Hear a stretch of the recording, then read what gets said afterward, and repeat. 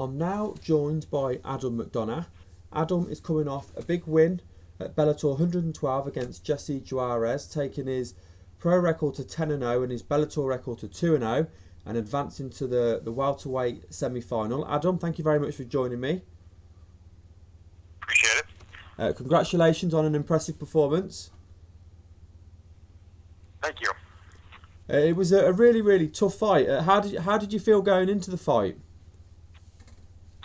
Well, as most of you know, I had the opponent change about 6 days out from the fight. But didn't really change my game plan going in. I was supposed to fight Mark Scanlon originally, and then it switched over to Jesse Juarez. He was a lot long and lankier, but he was still a wrestler. And going into the fight felt really well. Was really prepared and really I worry more about implementing my game plan than worrying about what they're going to do to me. So I think it was all the same. And so, yeah, came in, felt really good, and came out of it feeling even better, injury-free, and rested up, ready to go. It was quite a close matchup. I mean, from watching it, it looked like he won the first round, you won the second round, and then it all come down to that third round. Would you agree with that? Yeah, I think I won the third rounds pretty decisively.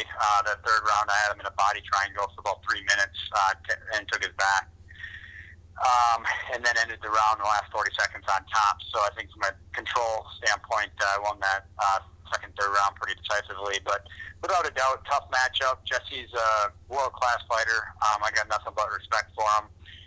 He didn't really want to engage on the feet. Definitely turned it into a grappling match, which I obliged. I think after I lost that first round, I got caught up mentally a little bit in just making sure that I was winning rounds. So I kind of engaged in that grappling and wanted to make sure I was winning the rounds. And yeah. Going 1-on-1 then into that third round, what did your corner say to you that you need to do to get the win? Well, same thing we did in the second round. Just go out there and win the round.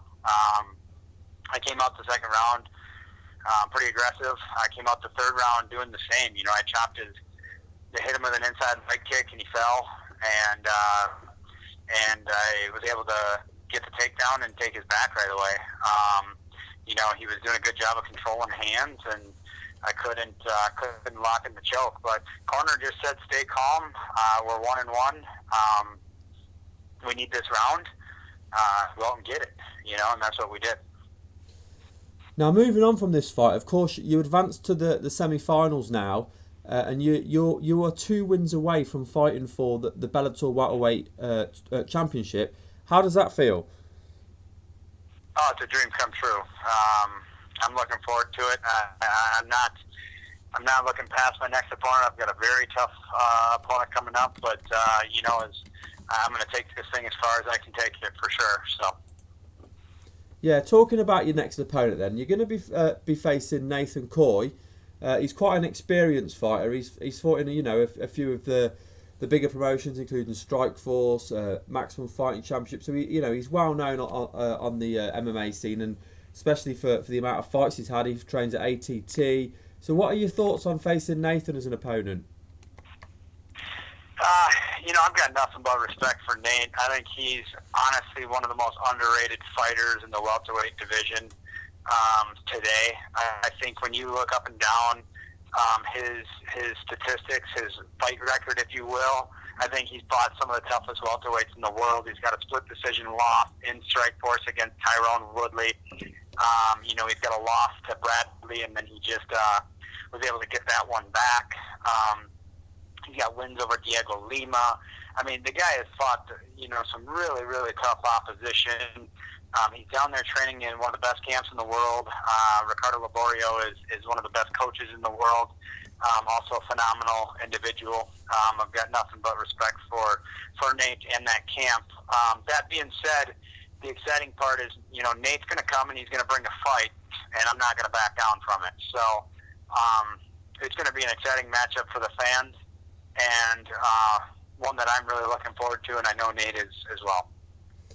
I mean, I think as well at the moment with the way this tournament's played out, and with with Ben Askren leaving Bellator, and we've got Lima and Horn fighting for the title. I mean, the welterweight division at the moment just seems so wide open, and there's so many exciting fights coming up in the division. So I wanted to talk to you a little bit about some of the other fights then. So we've got Andrei Koreshkov versus Sam Oropeza, of course. They will face the winner of your fight in the final.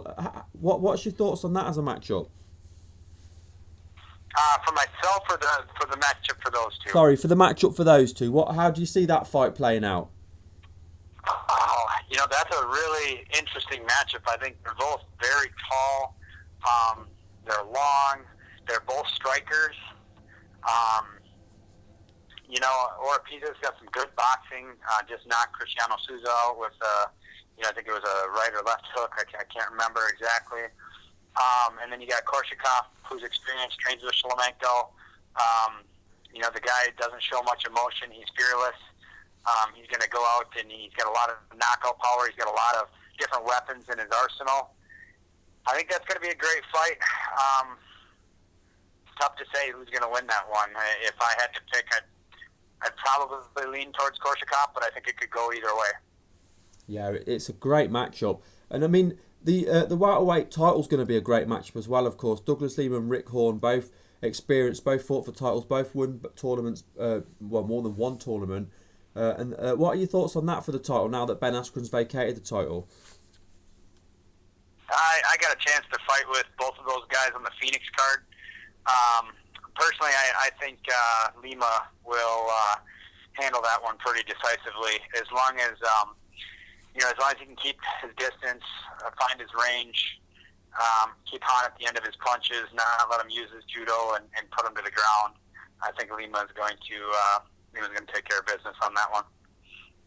Well, I want to say thank you for giving me your time today, and congratulations on advancing to the welterweight Final Four.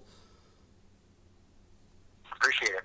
And before we let you go, Adam, I just want to give you a chance to do some shout-outs. So let everyone know about your Facebook and Twitter, and any friends, family, sponsors, training partners you want to shout out as well. Yeah, absolutely. I'd like to thank all my guys at Get Some Athletic Compound, as well as CrossFit Fast Factory, that does all my strength and conditioning, and the Cellar Kickboxing Gym.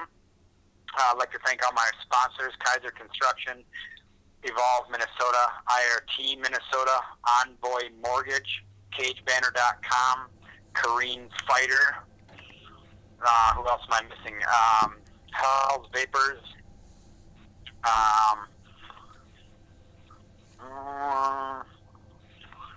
And then definitely my wife and friends, fans, family, and anybody else that I missed. That's great, Adam, and I can't wait to see you step in and you and Nathan Coy to get it on to advance to that final. Hey, I appreciate it. Like I said, Nate's going to bring the fight. I'm not backing down from a fight. I think it's going to be it's going to be a highly contested bout. I've got all the respect in the world for him, and I know that both of us are looking forward to it.